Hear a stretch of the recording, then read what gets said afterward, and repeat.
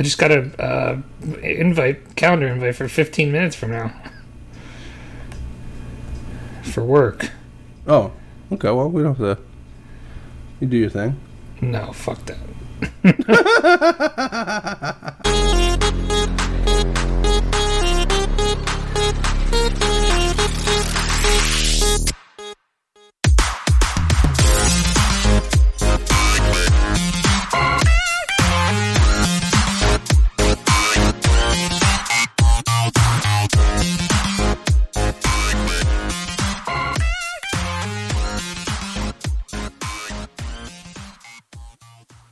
Hello and welcome to REKT Podcast. I am Bunchu alongside my esteemed colleague and co-host, Chamber.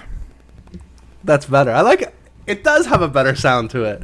I mean, I don't know. I don't know. I'm still out on it. But look, I respect you enough to call you by the name that you wish to be called. My Christian crypto name. Yes, your real Christian crypto. No, this is your second Christian. This is your second crypto name. This is like if your parents named you Crypto Chamber and you decided you were going to go by Cade. And you're like, no, I'm Cade now. Yeah, you can call me Cade. Drew. Drew. It's Drew. Yeah, it's Drew now. I'm not calling you that. That is an Office reference for anybody who doesn't know. I am in the thick of an Office rewatch right now with my wife. It's constantly on rewatch in my house. It's like the thing we fall asleep to at the moment. I think I found the Jump the Shark episode though. Oh, which one is it? Because I think there's a couple for me. So there's I have to think about it now. We're in season 5. Okay. So Michael's still there. Now, season 5 is sneaky one of my favorite seasons. I'm not saying it's bad. I'm just saying I think there's a Jump the Shark moment in it. And it's they do 2 back-to-back 1 hour, like, it's weird. There's like 4 episodes in a row. Yeah, this is like the season. The season 5 is like the season they went to 40-minute episodes for right? one season. There's like a whole season where there's 40-minute episodes and then it goes back to 20. But so what was the one I was watching? It's basically Dwight gets a little too Dwight, in my opinion. You know what I mean? It's like and it's the one where like Dwight sets the office on fire for like fire drill. Oh, on purpose, yeah. Like you know what I mean? And then follows it up with like the CPR. You know what I mean? Like it's great, but I think it's like in real life that this would not happen. I feel like they were playing in the realm of reality for a long time. Yes. And I'm like, this is not reality anymore. Like, this guy would absolutely be fired. You know what I mean? Like, he has like 2 warnings. Like, you know, I don't know. It was just, but it's still great. Don't get me wrong. But we just watched the one where he goes back to Holly's branch. Like the HR. Yeah, that's a very awkward one. And she's not there, and he has to do the presentation. Yes. And just like yells at the boyfriend. Very awkward. It's amazing. It's amazing. But you know that's what we're watching right now. But I gotta tell you, man, I have a bone to pick with you because as I sit here unbathed, I'm also unbathed. Okay, good. Sans deodorant. Also, sans deodorant. I was noticing the other day I was running low on my deodorant, and I went to the store, like yesterday or the day before yesterday, whatever it was, and I grabbed a couple of deodorants. My daughter picked them out actually. She's like, "Oh, you should get this one. You should get this one."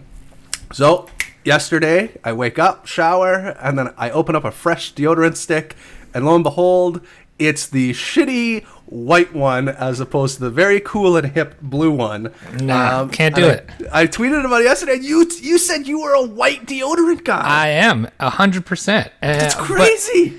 Because so like the blue is like it's wet. Like, why do you want it to be like? Why would I want my deodorant to be wet? It's wet for a second, but it dries up. No, it's like because the worst part is like you put your deodorant on and it's wet, and then you put your shirt on, and it's immediately like stained, like you got a pit stain. I'm like, this is terrible. All right, counterpoints. We're putting out the poll. We're putting out the poll right now. I'm gonna put this poll out live. I feel so confident in winning this poll because the counterpoint to you is you put on the white one. So, for example, I wear. You put on the white one. It gets caught up in your armpit hair. I mean, apologize for those listening out there who don't want to hear about armpit hair, but it bunches up, and then you put your shirt on, and then it leaves these. Like I'm wearing a black T-shirt, and it like leaves like little marks of like.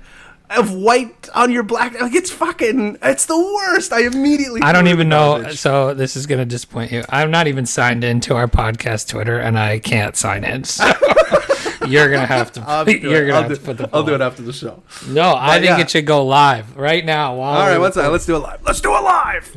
While we're doing it, while we're recording. Oh no. So those are the points. Those were the 2 points. So I think both are valid points. The point of deodorant is to keep you dry, and I am not a fan of the blue wet. Amazing. You know what? The more we're the more we talk, the more we learn about each other, and the onion unravels. You know what I mean? Blue or white. So I just put deodorant. Blue or white. And someone's gonna respond spray, and that person can go right to hell. Well, that's gonna be who's the old guy they make fun of all? It's Gainsey. That's an old man. It'll be Gainsey. Man, all right. Well, this intro took a turn. I've been sitting on this question for hours. That's funny, but yes, I learned something new about you, and it really blew my mind.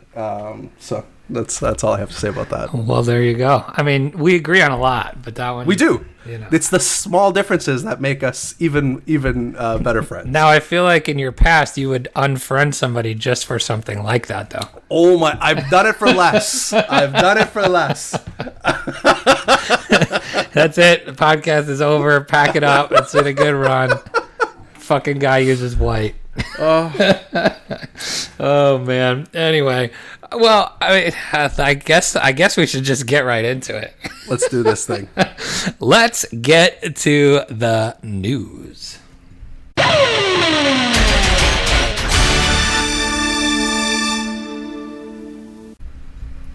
What do you got for us? I got some news for you. We're gonna start it off. I'm gonna start it off with some funnier stuff first, but then we're gonna get into some more, food related news in a moment. Let's see here. I have one here. I like this one because I like pornography, and oh, actually, that brings up a good point. So, anyways, I like pornography, and Pornhub, adult entertainment website Pornhub, is now accepting Bitcoin and, get this, Litecoin as payment methods. The news means Pornhub's over 130 million, that's a lot of daily visitors, can pay a premium subscription in the leading cryptocurrencies. Pornhub also accepts stablecoin Tether, Tron, Verge, and Horizon. I don't know who that is. And sorry, Horizon. I don't know who Horizon is. And Puma Pay. So I mean, Tether, I guess, is one. Tron, I don't know if anybody uses Verge anymore, but I would say Tether, Tron, Litecoin. Remember when that was big news? Huge. That pumped hard. I remember when Verge got on Pornhub. It was a big deal. Yeah. So quote here, our team continues to pave the way for tech development, testing, and implementing new technology for everyday consumers, said Corey Price, vice president at Pornhub, in a press release shared with the block on Tuesday. While Pornhub has been accepting crypto since 2018, the payment option has not seen significant growth. Price told the block in March. But notably, around 10% of its adult performers were paid in crypto, which is pretty impressive, actually. I know I forget her name, but I know there's one in particular that's a big crypto gal. It means while Pornhub models prefer crypto payouts, the website users are not keen to pay in crypto. So it's a one-sided affair at the moment where the performers would love to just get crypto all the time, but unfortunately the jack-offs are not paying in crypto. Would you call this proof of wank? Yes, I would. So, unrelated but funny story. My brother texted me yesterday, and all that the text said was my son's internet search history with the eyeballs emoji.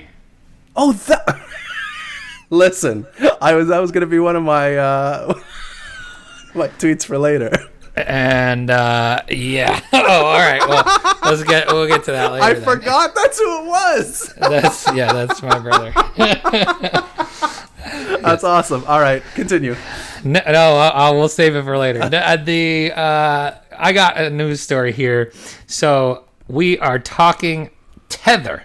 Tether launches on the Solana blockchain.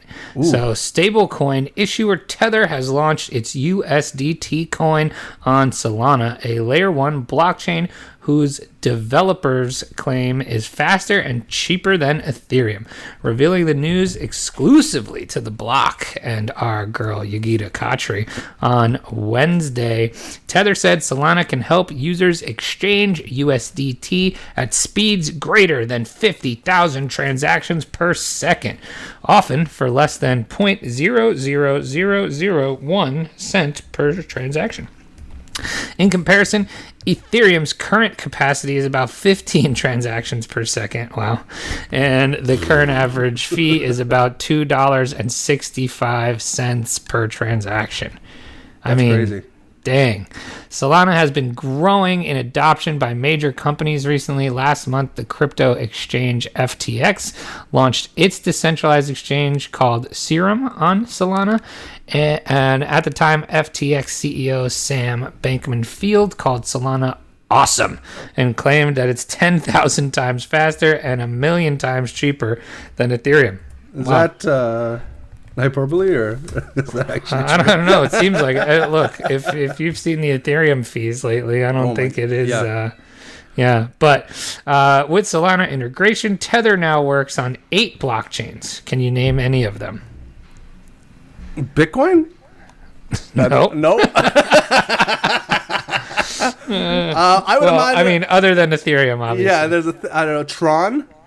Tron is one, correct? Tezos? Nope. I don't think you're gonna. I don't think I get. What are they? Algorand, okay. Ethereum. All right. EOS. All right. Liquid Network. I don't think I would have got that one. Omni. No. And OMG. OMG. I can't believe that's still around.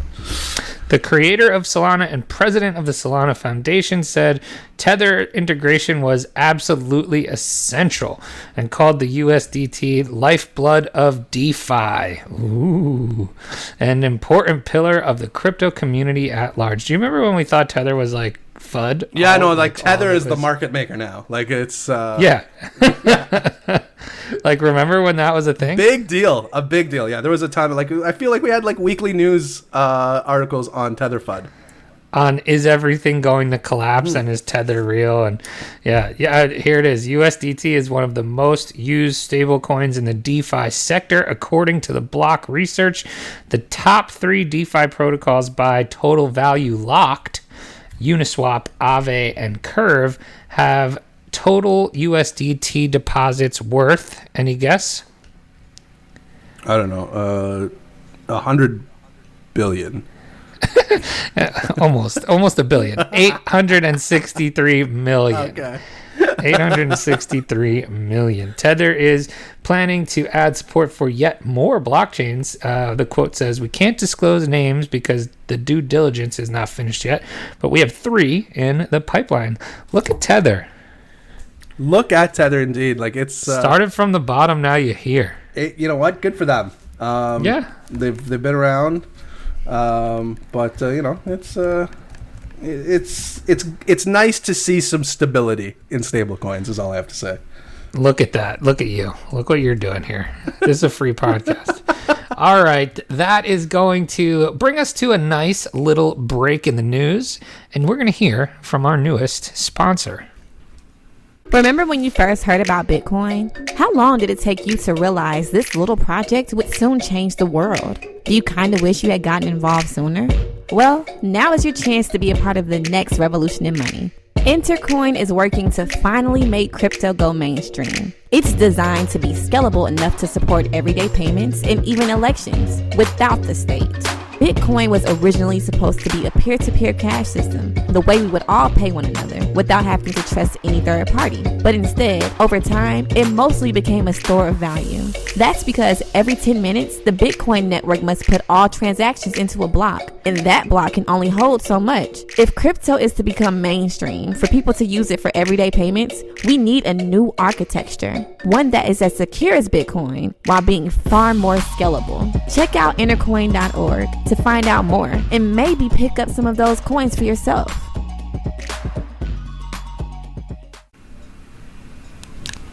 And we're back.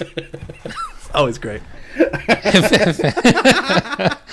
I've been like dying to say that, but you know, just to you know, well, we've got plenty of DeFi news today, but look, I've been reading more and more lately on, you know, DeFi in general and all these. Obviously, these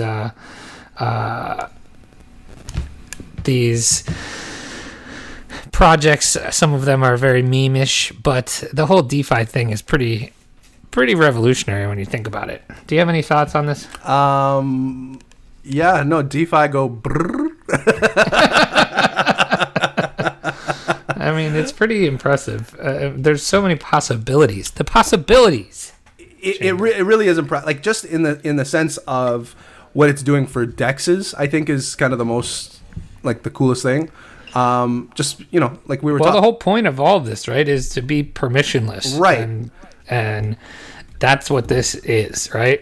All of it. In the same way we were talking about Tether, 2 years ago being kind of the linchpin for, you know, everything just falling apart. You know, DEXs at the same time were kind of seen as, you know, this magical world where that would never happen. Centralized exchanges were the way, you know, Binance, Coinbase. You know, Coinbase, like, what was the last time Coinbase had a pump, you know what I mean, for listing a token? Like, it never happens anymore. Binance, you still have it. But I'd say in the last month or so, you know, you can see it with the numbers. Like, I'm sure we're going to talk about the liquidity and how many dollars are actually in these DEXs.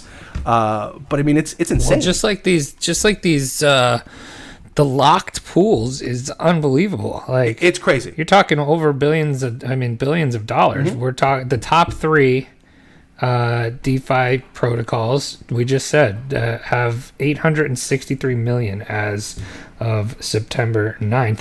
Now, I mean, maybe RIP Uniswap, which we'll get to. Maybe. I actually was playing around. You want to take this next article here?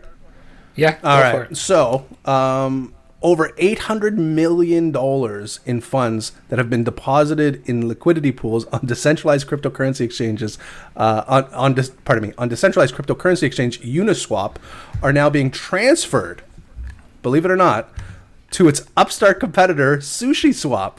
So there's a mass migration happening, over $800 million. So the same amount of, that's roughly the same amount of the Tether dollars we were talking about earlier. The SushiSwap-led migration, if successful, will cause Uniswap's overall liquidity to drop by nearly 60%. Have you been on SushiSwap? It's a tough one to say. No, but this is all the rage. I was kind of fiddling around on it the other day. I still don't fully understand what's happening over there. There's like a menu with different. It's very memey.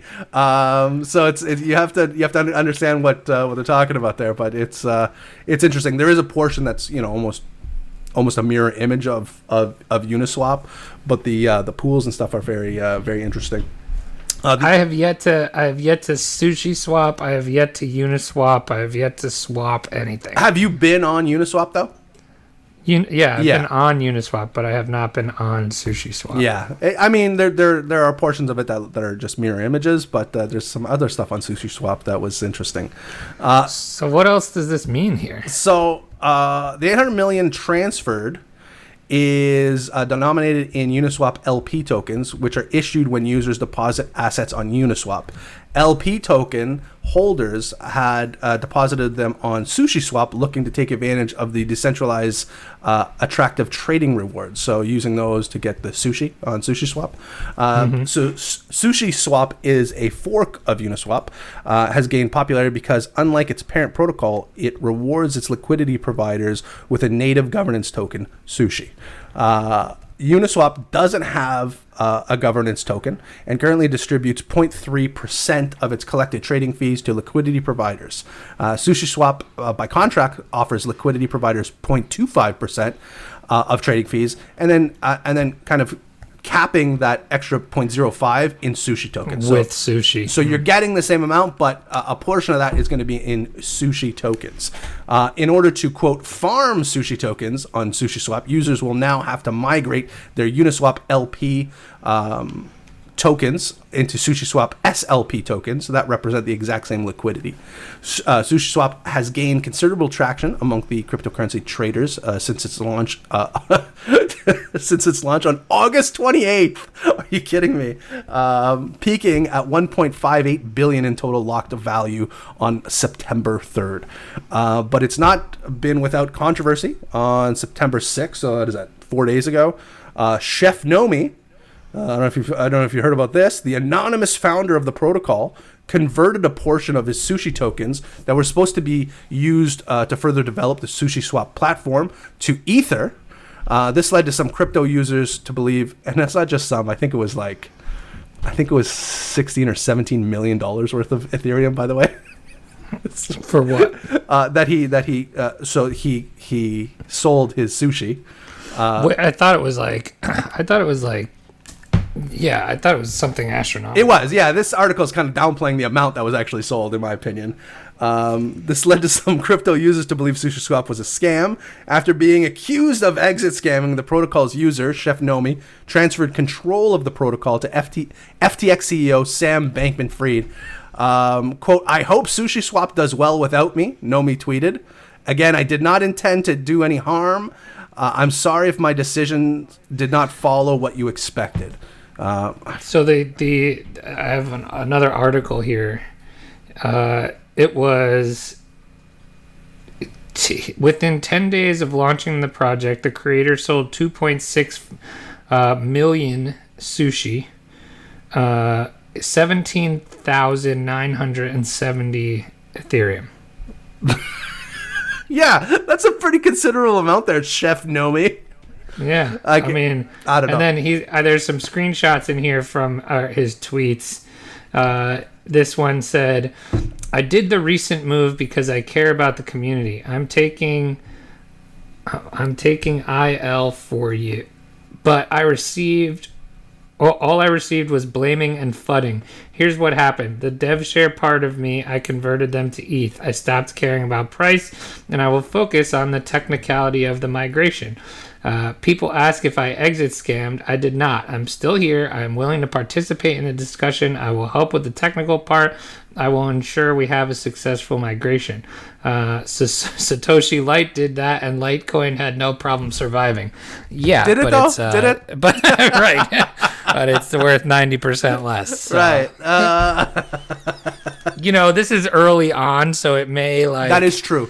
And to be honest, the as soon as Sam took over, the price bounced significantly. Everybody seems to love Sam. Everybody's a big fan of Sam. And apparently, I'm just hearing this through the grapevine, but apparently the guy's been working nonstop, like not sleeping, just working on the protocol. So it could work out well for sushi. You got some inside. I'm just hearing things. But I heard good things from the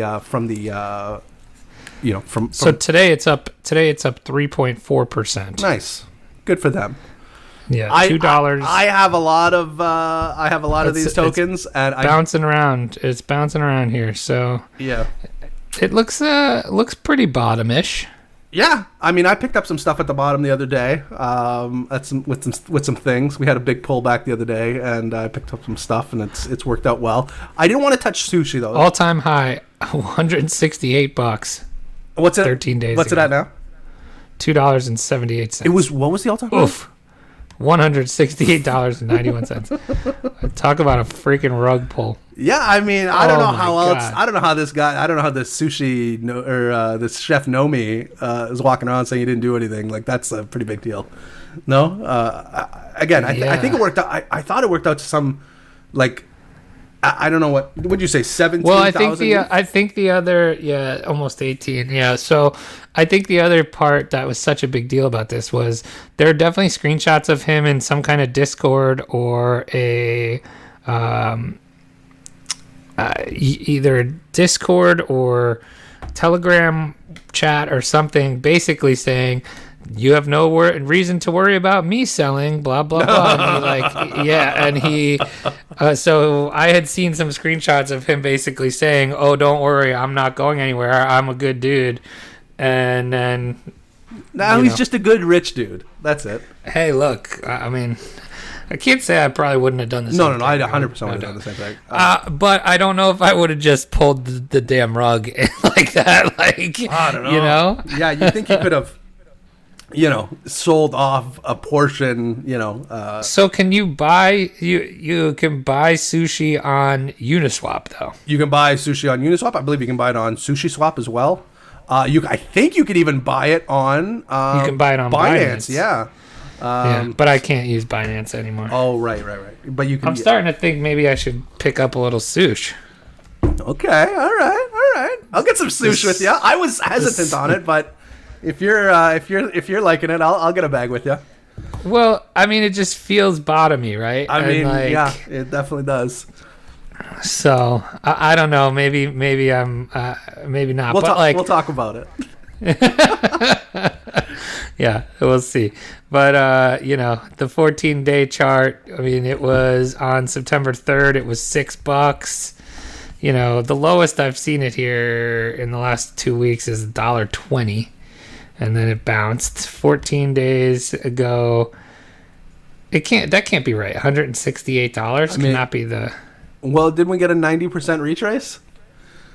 Yeah, but I'm seeing like 1081 or no 1117 as like the high. Maybe that's more like it. 1117 as the high on. That would make more sense if there was a 90% September retrace, 1st. Right? Yeah, September 1st. Right. Yes, exactly. Yeah, that would make more sense. Okay, there you go. Okay. All right, CoinGecko's off on that. Maybe somebody bought one sushi for like maybe. Remember that SIS token that sold for like 90 I still don't Bitcoin? even know how it works. Like, you don't bid, you just swap, it's weird. Right? Yeah, it's like you there's a certain you just swap. You basically market buy. Essentially, yeah, that's essentially what you're doing.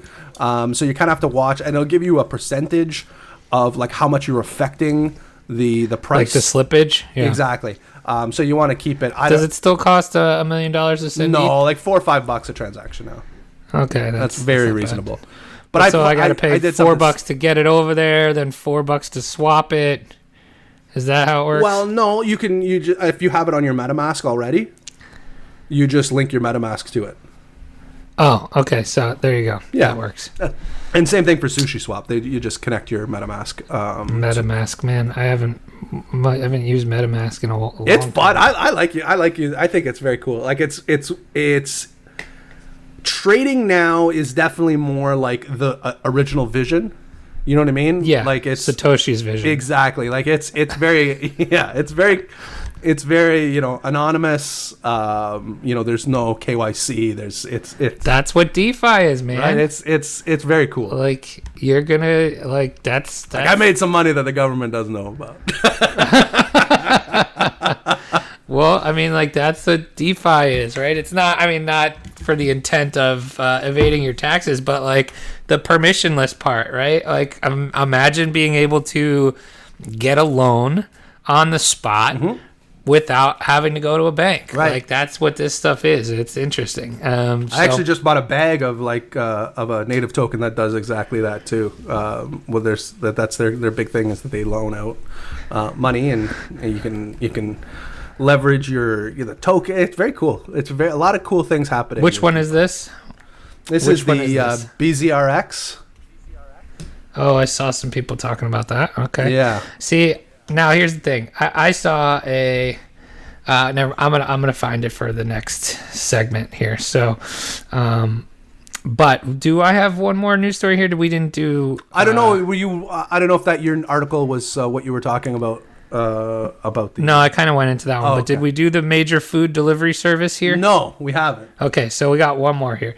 So, a major food delivery service, Just Eat, will now allow France customers to pay in Bitcoin.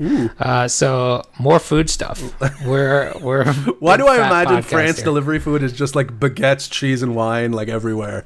I think of it as like cigarette butts in a wheel of brie.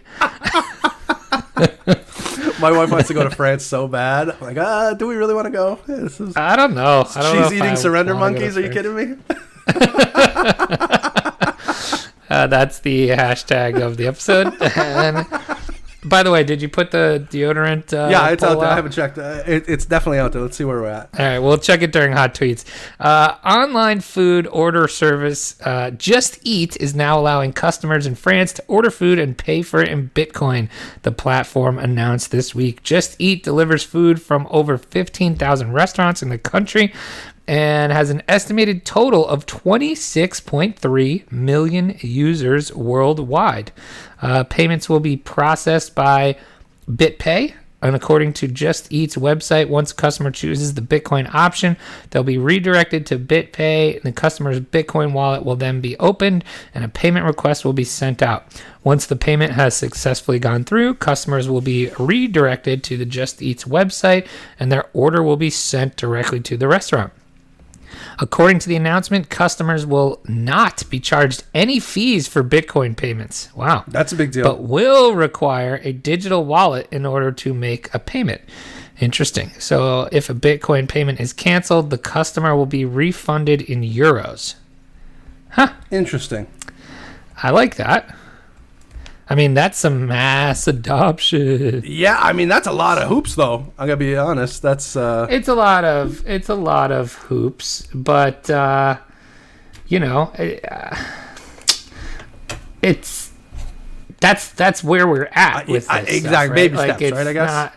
Yeah, I mean the fact that 26.3 million users might see the option to pay in Bitcoin, whether or not any of them do, but just getting this shit out in front of people is it's like the Pornhub thing, right? Like, even if it's not necessarily the problem with the Pornhub thing is like, does anybody actually pay for stuff? Well, they said that how many hundred and I'll just tell you right now, if I've never been to a portion of a porn site in the last couple years where I've gotten to any type of payment screen. Let's put it I couldn't imagine.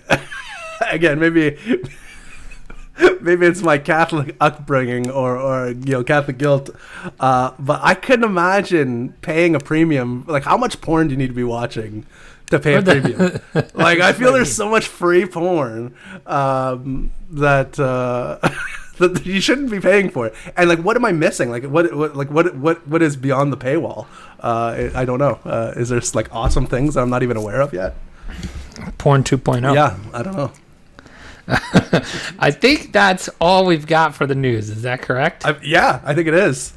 Look at us, just cruising through the news.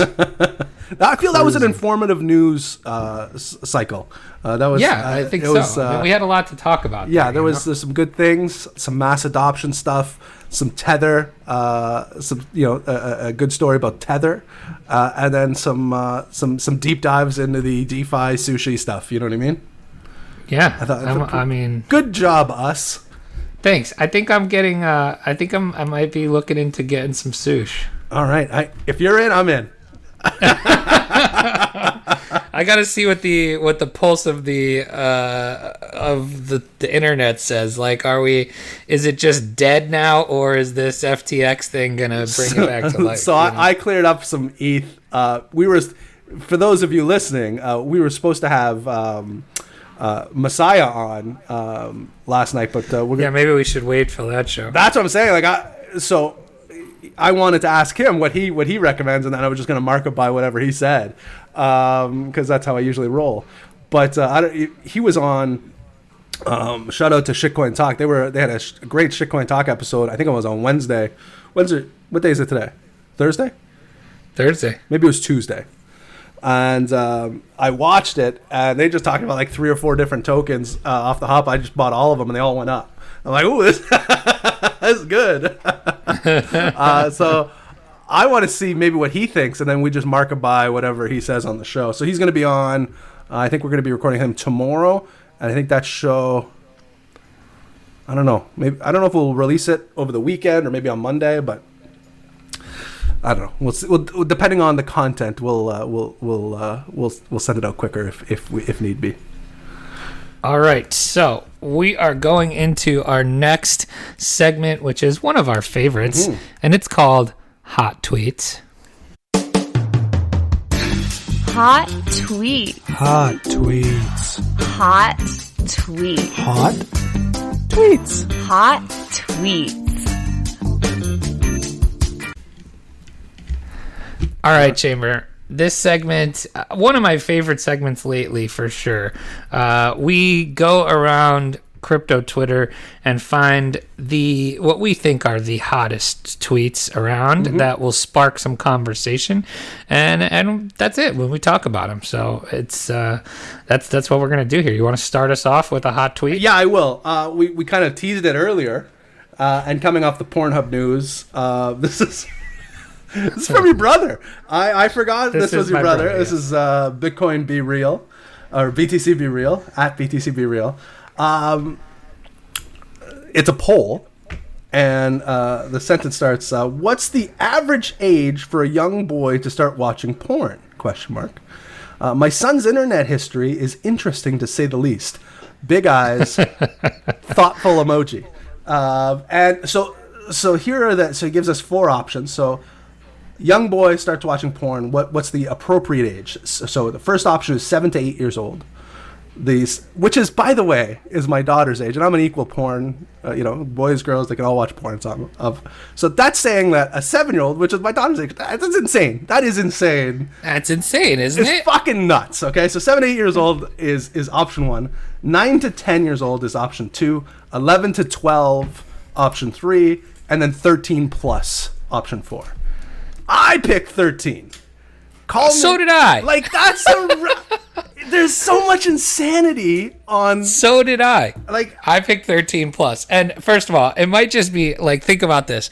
It is probably because we are older, right? I guess. And it was not as easy for us to access it as it is for people now, right? Like, in order for us to watch porn back in the day, it was a first of all, you basically needed to be a front end developer, like, more or less. Yes, and you also needed to have like hours of free time. By the time you could get on your computer, hit that 56K dial up, find what you were looking for, download a video, and then all of that 13-second video. And I mean, and I'm a little bit older than you, so like, by the time that was available, I was probably 13 or 14 anyways. Like the shitty internet porn. So like, right. I was watching I remember my first porn experience. I was probably like 12, 13, like, I don't know, whatever that is, like grade 7, grade 8 kind of thing. And I was at a buddy's house, and he had an older brother, and he had like a VHS tape. And I think there's like 3 or 4 of us sleeping over, and my buddy had stolen this tape from his brother, and we started just like watching. Straight out of an episode of Big Mouth. buddy, it was nuts. Okay, I'm gonna tell you. I'm gonna depict what I was seeing, and again, this is the first piece of pornography I've ever watched. As far as video, I may have seen like a Playboy, that kind of thing, but as far as like real shit happening in, you know what I mean, in front of me, this was kind of the first time. And I'm watching it, and there's this couple, and they're drinking wine, and he dips his thing into the wine. How do you remember this? Oh, like it was so they're drinking wine. He dips his his unit into the wine, and she starts doing her thing. But then he goes downtown, right? Yeah. Uh-huh. And there's a zoom in, and again, we didn't start this film in like at the start. It was in the middle of the, you know what I mean? We didn't rewind it. Okay? Who needs the exposition? Right. And so he starts going down, and they zoom in, and there's an eyeball in the vagina. An eyeball? Yeah. And it's an alien. This is come on. Buddy, it messed me up. And it's like moving inside, like it's like looking. Like imagine there's never watched porn again. Like it messed me up. I'm like, what is happening? Like this is totally nuts. And I remember like not being, excited. Like I just remember like, I want to go home now. I want to go home now. It was like 2 a.m. I'm like, I've made an awful decision. When you see things you can't unsee. And it's just like, I should have watched that. I don't know what's happening. So that was my first one. Thank goodness, I've had better experiences after that. I think my second one was like magically porn showed up on my TV in my bedroom, and it was, glorious. The glorious kind. You know what I mean? Not weirdo kind. And that totally, it brought me back into line. So, yeah. Yeah. So, so I'm glad you also picked 13. What are the results of the poll? So, 13 plus takes up 50% of the poll. Mm-hmm. Okay. 9 to 10 years old comes in at second at 33% of the poll. That's what it was last night when I saw it. I was kind of surprised at that. That is insane. Now, the question is, what average age what's the average age for? So it's not allowing. You know what I mean? Okay. No, it's not allowed. I mean, nobody technically allows right. it. I mean, I don't know if I'm still allowed to watch porn. I guess 34 I don't know. Years old. I guess so. I would imagine it's crazy. Like 9 to 10 years old. There's some shit online now. Like I mean, that's crazy. Yeah. Anyways, I'll just let you just for the peek into the poll. He's on the younger end of that spectrum. Oh, that's right. He doesn't give this. I want to know what. I would love to know. He says the browser history was interesting, and I was interested to see what that history was. Like, what is it? Just straight, regular? Like not straight. You know what I mean? But like just typical. I'm not disclosing that. Do you know? I gotta ask you offline because this is. I do. I want to know the type. Was it alien eyeball stuff? Or? Yeah, I think that was the search. What's that weird wiener wine dipping? Yeah, it was episode? so strange. Yeah. All right, we're going to our next hot tweet here. So we've got a couple here from our boy Ledger Status. Mm-hmm. So I saw this one yesterday, and this is shame on me, right? Because this is how I've been thinking the whole time. And so this is actually a series of tweets. I don't know if you remember, back in 2017, there was a account that was very popular, Ethereum Addict. Do you remember? And he's got the avatar of like the dead whale on the moon. Do you remember that guy? It's not ringing a bell. But so he tweeted the other day and said, waiting on alts to do the thing. And he posted, a gif of somebody just waiting. And Ledger responded and he said, bro, you just missed the craziest couple months since 2017. They just didn't happen in the old places. And that hits home with me. I was looking in all of the old It's so true, eh? And then the guy replied, "Oh damn, what did I miss?" And he said, "All of DeFi, like 10x's everywhere. Still a lot of opportunity if you get your head in the game." Let's do it, man. We gotta get your head. I gotta get my head in the game. I've definitely seen. But that's the thing. I'm sitting here with like old bags, thinking, "Okay, when is this gonna pump?" And not happening. Yeah, I gotta be on the cutting edge. You definitely need to be on the cutting edge. It'll be interesting to see when it swings back to like, centralized, like that swing back to centralized exchanges with your regular, your crypto, like your typical usual suspects. I don't know when it's going to happen, if it's going to happen, but it'll be interesting to see. You got another one here? I do have another one. This one I liked a lot. This has nothing to do with crypto. This is from Shams Sharania. I don't know if you know Shams. He is a ESPN, I believe, beat writer. He's all the breaking news. He tweeted last night, Celtics Raptors Game 7 for Eastern Conference Finals berth, 9 p.m. Eastern Standard Time on Friday. Did you watch that Raptors Celtics game last night?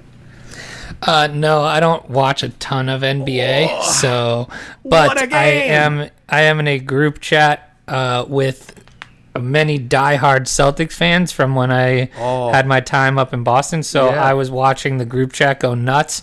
I was also in a DraftKings contest with them. So I was following along with the game, but I did not have it actually on the television. I heard it was pretty spectacular. It was, it's one of those. The Celtics ended up losing, right?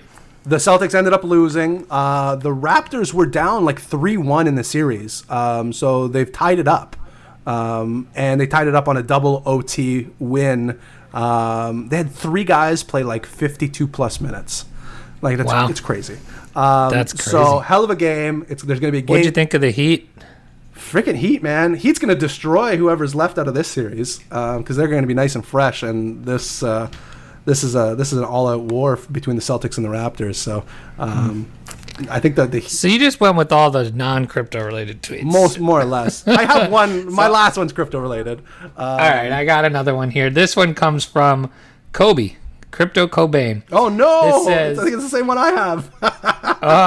Gotcha. Don't remember the last time I used Bitcoin for anything except investment hold or margin collateral. But I use Ethereum quite often for paying people, buying stuff, and receiving funds. Interesting. Thoughts? Not the same tweet I had. Oh, we have 2 Kobe tweets. 2 Kobe tweets. All right, go for it. Can you say it again? Sorry. I was reading mine as you were reading yours. I deleted it. The same one. No, I deleted it. The gist is essentially he doesn't remember the last time he used Bitcoin for anything but hold or leverage but he uses Ethereum all the time more as transactional. Yeah. And I feel like a lot of people do that. I think it's faster. Obviously fees, a week ago were extremely high, but if they're like they are now, I mean they're a little high, but Ethereum fees used to be like, they could be as low as a few cents when it's really when it's really cheap.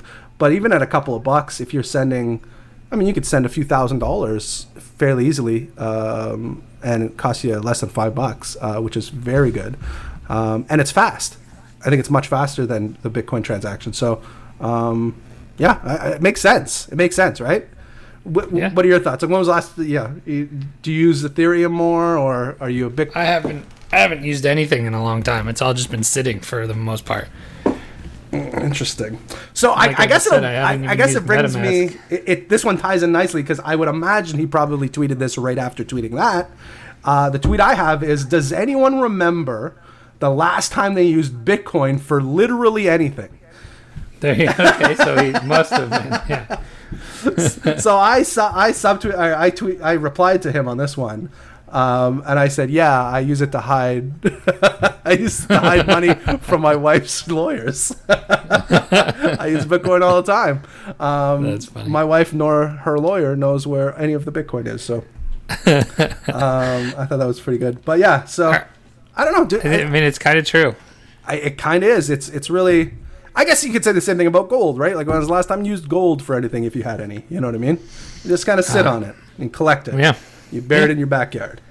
That's right. All right, last one here, and then we will wrap it up. This one comes from the Crypto Dog.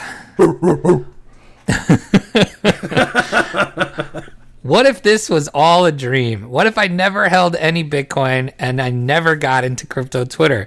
I wake up, it's 8 a.m., time to get ready for work, breakfast, Western food, milk and cereal, quick shower, and don my professional attire, then off to work.